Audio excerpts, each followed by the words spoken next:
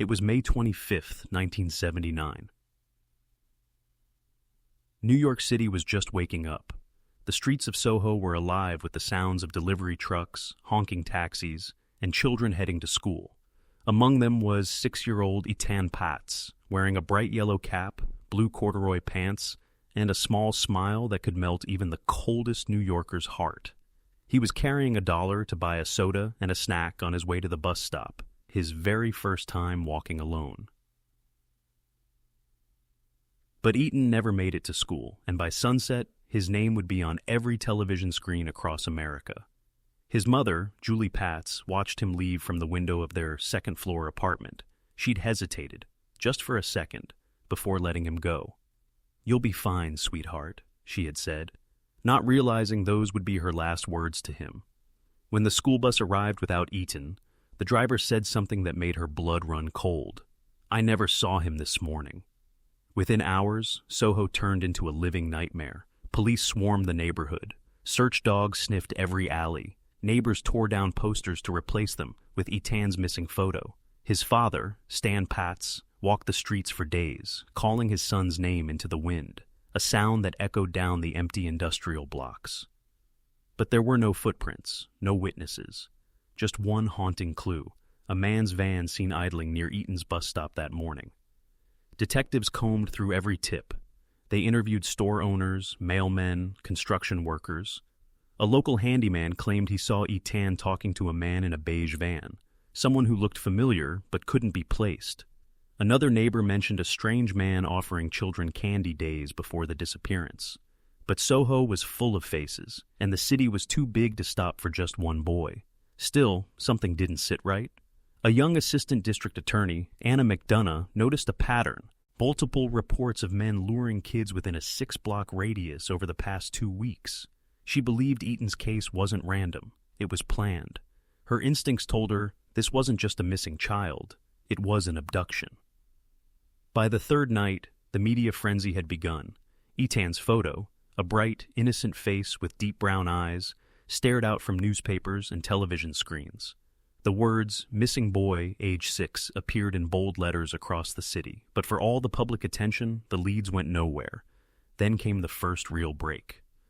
A witness stepped forward, a store clerk who remembered Etan walking by that morning. He said the boy stopped to pet a stray cat before being approached by a man in a blue uniform, possibly a delivery driver. The man put his hand on Etan's shoulder and whispered something. The boy smiled and followed him. That was the last time anyone saw him alive. Detectives traced every delivery company in the area. One stood out, a small shopkeeper named Jose, who'd recently left town after being questioned in another missing child case. He worked part-time in the neighborhood, often delivering boxes from his van. When investigators visited his apartment, they found it nearly empty, except for one chilling item on the kitchen counter, a small Polaroid camera. It was loaded. And when they developed the last photo, their hearts froze.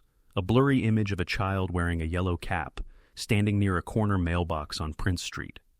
The same street Etan vanished from. But just as the police prepared to track Jose down, they received a call that changed everything.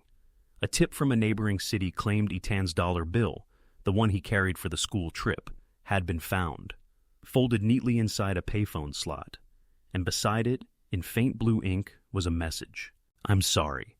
The note found in the payphone changed everything. For detectives, it wasn't just a clue. It was a message from someone who wanted to be found. The handwriting was shaky, written in blue ballpoint ink, the kind used on cheap diner receipts. And when the forensic lab analyzed it, they discovered something even stranger. Tiny oil smudges consistent with mechanical grease. Whoever wrote that note worked with his hands. Detective Bill Moran, a hardened NYPD veteran with 20 years in homicide, was the first to connect the dots. "Mechanic, delivery van, missing boy," he muttered under his breath. "We've got ourselves a ghost who left fingerprints."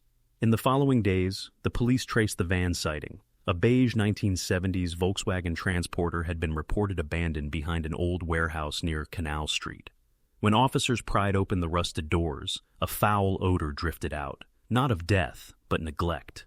Inside, there were fast food wrappers, a child's marble toy, and an old milk carton, the kind that would later carry Etan's face.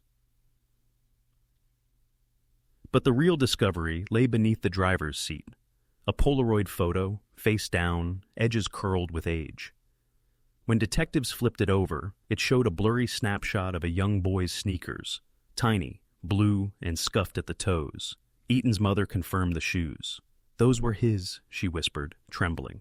The pressure on the NYPD exploded. Reporters crowded the police precinct, and every talk show in America had one name on repeat: Etan Patz. Missing children's cases had always been local tragedies, but this was different. The entire nation was watching, and the public demanded answers. Detective Moran focused on Jose Ramos, the delivery worker who vanished from SoHo days after Etan's disappearance. Ramos had a disturbing record, previously accused of trying to lure children into subway tunnels near Washington Gates. Though never convicted, his pattern was chilling, and now he was missing too.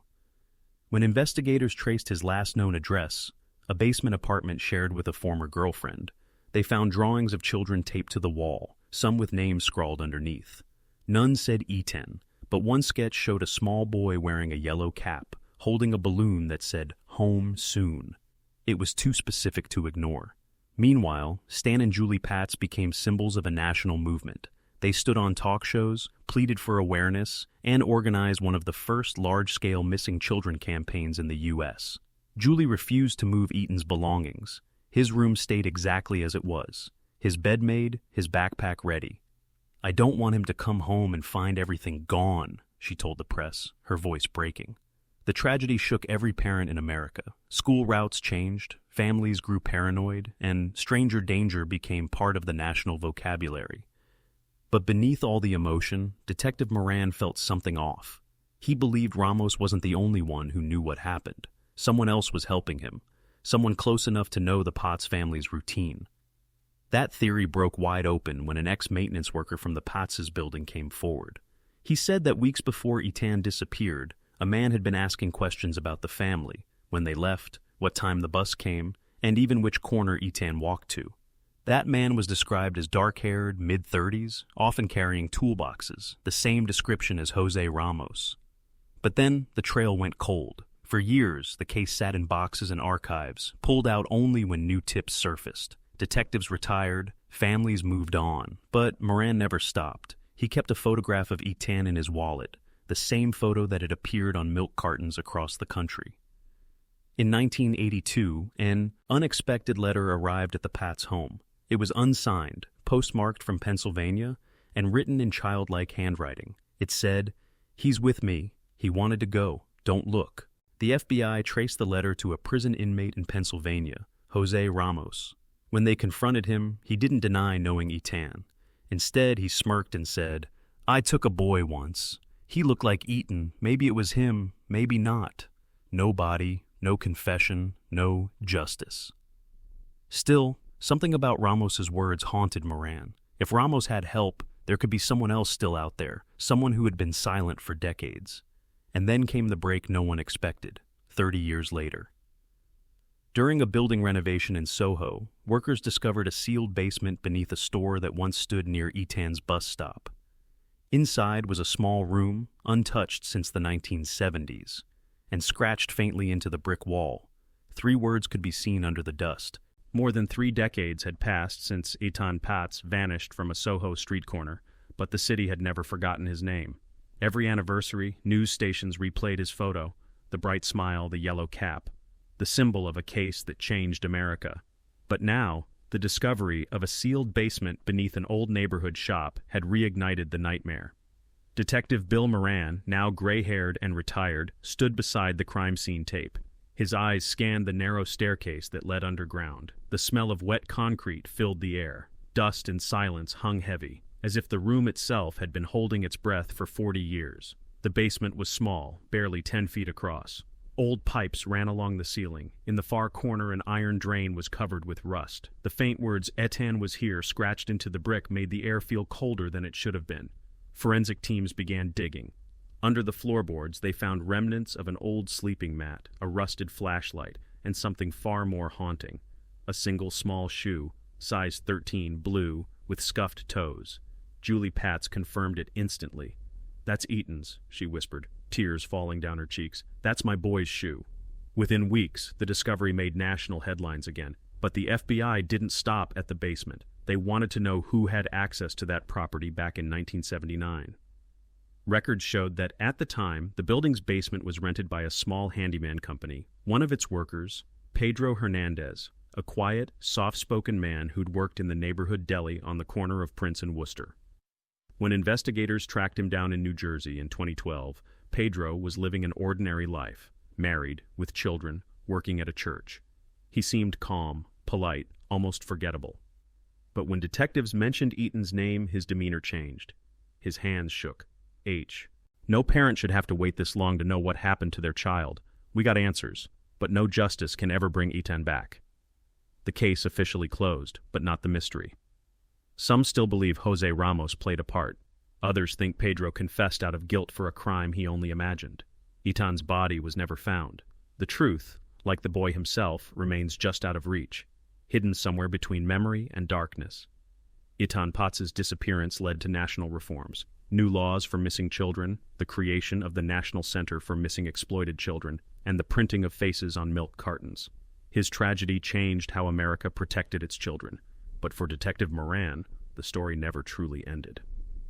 Years later, he visited the corner of Prince Street. The sun was rising, just like that morning in 1979. He placed a yellow flower on the sidewalk and whispered, "You're home now, kid." We never stopped looking.